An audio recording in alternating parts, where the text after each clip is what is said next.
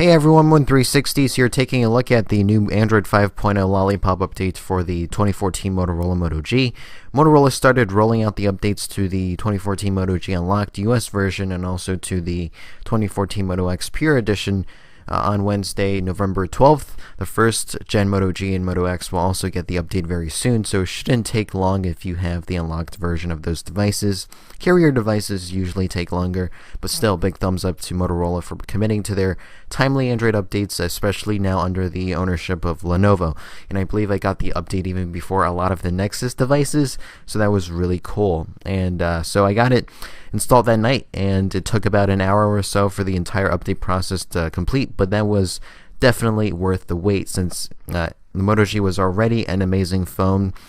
But with the addition of Lollipop, it makes it even more spectacular. So if you own Moto G, you can go to the settings to check for a new update, and hopefully you can be prompted with this message when you do so, telling you to upgrade to Lollipop. But yes, we have tons of new features in Lollipop, so I'll try to cover most of the major ones here in the video, but please still let me know in the comments if I missed any.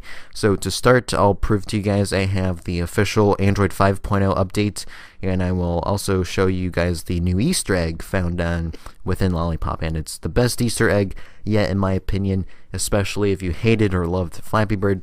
So settings, about phone, Android version 5.0, and when we repeatedly tap on the version number, we get different colored lollipops, and when we hold one of the lollipops, we are greeted with a game of Flappy Bird Android 5.0 Lollipop Edition. It's kind of fun. I believe my high score was a 4, but anyways, let's get started with the changes in the notifications department. So now in Android 5, we have notifications that appear on the lock screen. They are cards, and you can double tap to interact with it, clear it away by swiping, or in this case, I can pull down to expand and get a sneak peek at the content of this notification. Of course, you do have the option to not display the notification on the lock screen simply by going to the settings. As you can see, now there's an entire department of settings dedicated to sound and notifications. You can scroll to the bottom and you can see under when device is locked, you can choose to show all notification content or choose don't show notifications at all. One of my favorite new enhancements made to the notifications is now you can decide on an app-by-app basis which apps trigger notifications and which ones don't. On previous versions, you can access the same thing, but they're tucked away in individual app settings. Not very easy to find, but here in Android 5, we have a dedicated dashboard for all things notifications. So for example, if you hate the CNN app for sending you all the so-called breaking news alerts, you can click on app notifications. It shows you an alphabetical list of all your installed apps, and you can specifically choose CNN and toggle the block option on to never show notifications from this app. On the other hand, if you really care about getting the notifications from Gmail, you can capitalize on its importance by toggling priority on this way, so when another email comes in, it will get promoted to the top of the list. So this brings me to another point, and that is what exactly are priority notifications.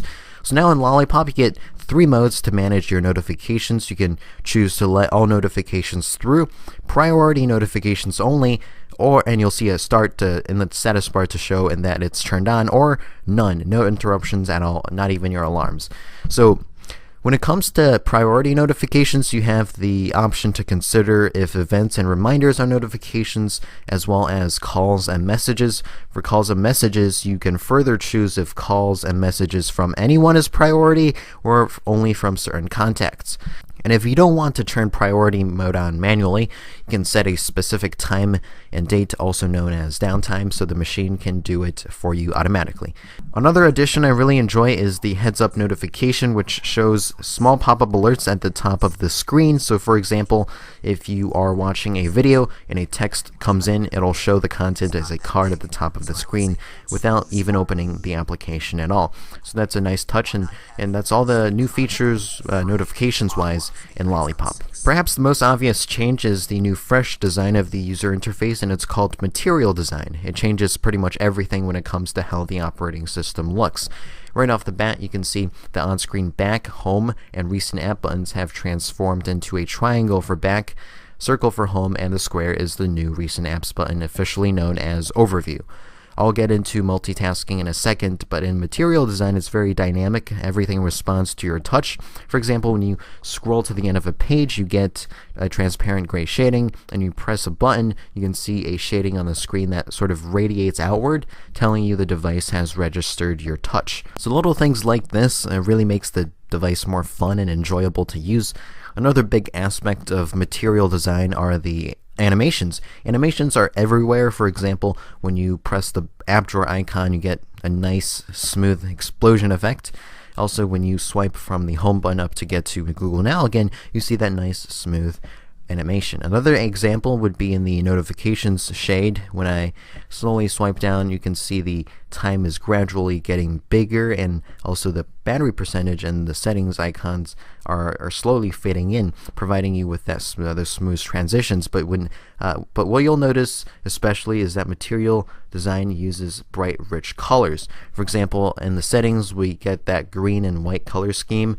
And also in some apps like Twitter, for example, you get a blue theme at the top of the screen for the status bar. The same thing goes for Play Music, where you'll get an orange theme at the top. So definitely across the board improvements in terms of design. It truly makes the OS, in my opinion, more playful and pleasurable to use. As I was saying before, multitasking got a lot better in Lollipop. Instead of the list view, when you press the overview button, we get a stack of cards that show your recent applications. Overview also incorporates your recent tabs from Chrome, so that's a nice touch. So love the new multitasking abilities, but as of right now, you cannot clear all of your recent tasks at once. So now you have to swipe each card away individually.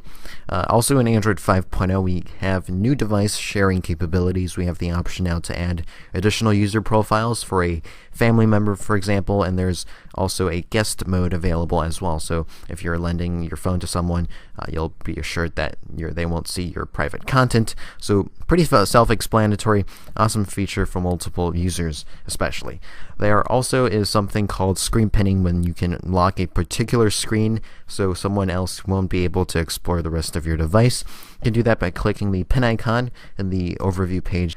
And to exit screen pin, all you have to do is hold the back and overview buttons at the same time.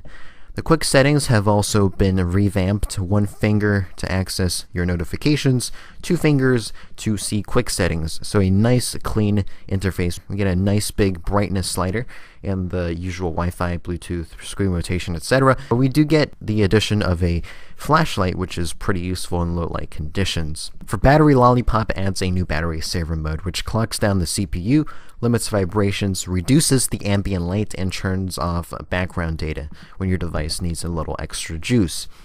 You can turn it on manually or program it to turn on automatically when your battery drops too low, and Google says it can add up to 90 minutes of extra life. I also like how in Lollipop, when you plug your charger in, it tells you exactly how long it will take for the device to be fully charged. Likewise, it also tells you the approximate time remaining for your battery life.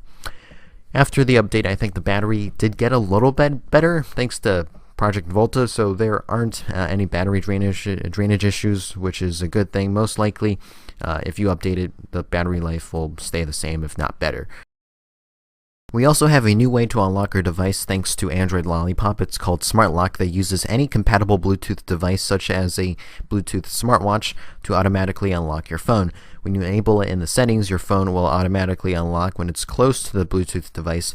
When you're too far away from it, your PIN, password, or pattern lock will switch back on. So pretty useful, since you don't have to type in your password 20 times a day. We do have new Lollipop wallpapers as well. They're pretty abstract and contain material design looks. Also, the Google Now page is now part of our home screen on the Moto G. Other little technical enhancements are the new Art Android runtime, which improves performance and responsiveness in your apps, so lag is definitely not a big issue. And the Moto G is more than capable of handling Lollipop, although lag still does exist from time to time. So that's really it for all the new features in Android 5.0 Lollipop. I'll leave an entire library of links below the like button in the description that you'll find useful if you want to see the entire changelog for Lollipop, or if you're curious when will your Motorola device receive Lollipop. All that and more are in the description. So probably the best, most improved version of Android. I think it's definitely a must install for anyone that have the ability to do so. So many new awesome features that you just can't miss out in the latest, greatest, and also the sweetest release of Android. So this wraps up my video. Thank you so much for watching. Feel free to subscribe for more great videos like this in the future. Let me know how you think of Android Lollipop in the comments. Thanks again, and I'll see you later.